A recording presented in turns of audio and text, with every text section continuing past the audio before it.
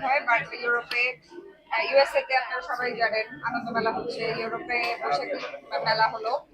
সামারে অনেক প্রোগ্রাম থাকে, তো সিঙ্গাররা আর্টিস্ট সবাই যায় এক একজন এক এক প্রোগ্রামে। তো কাতার কাতার মোটামুটি অনেকগুলো দেশে শো করেছি। এবার ইউরোপে 5টা দেশে, প্রথমে প্যারিসে, তারপর বেলজিয়াম, ইটালি, সুইজারল্যান্ড এবং সর্বশেষ বার্সেলোনাতে শো করে দেশে ফিরেছি। এতগুলো শো কিভাবে সম্ভব আপনার কাছে, মানে জার্নি করে কাজ করা? জার্নি করে না, আমাদের 25 দিনের একটা ট্যুর ছিল, অলমোস্ট 1 মাস।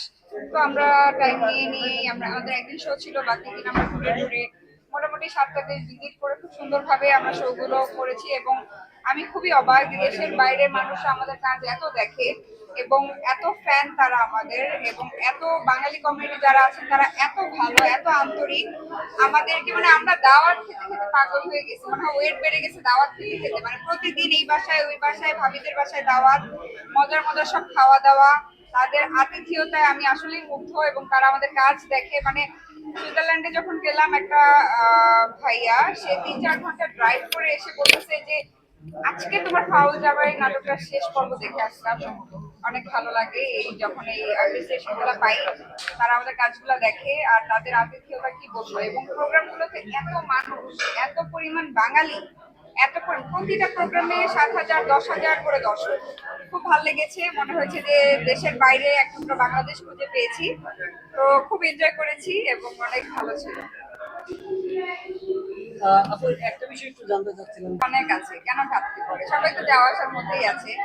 আর আহ, অনেক আর্টিস্ট আছে ভালো ভালো, অনেক সিঙ্গার্স আছে, সবাই মিলে ঝিলেই তো কাজ করছে। আর এখন দেশের যে পরিস্থিতি, এটাতে মানুষের আসলে শিল্পীদের মনের অবস্থা খুব একটা ভালো না।